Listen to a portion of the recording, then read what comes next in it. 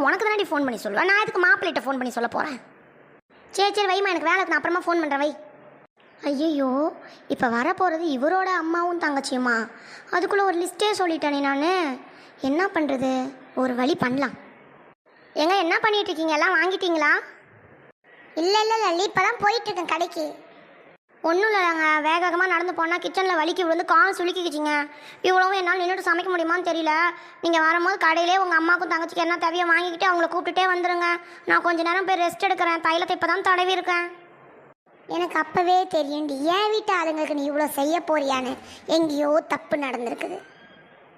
ஐயோ, என்னாச்சுமா? அடிக்கடி எதுவும் பெருசாக இல்லைல்ல?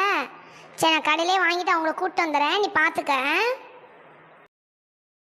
சரிங்க. அப்பா, எப்படியோ தப்பிச்சோம். இதுங்களுக்கெல்லாம் நாம் சமைச்சு போடணுமா? எப்படியாவது இப்படியே ஓட்டிடணும். எத்தனை நாள் வந்து தங்க போகுதுங்கன்னு தெரியலையே.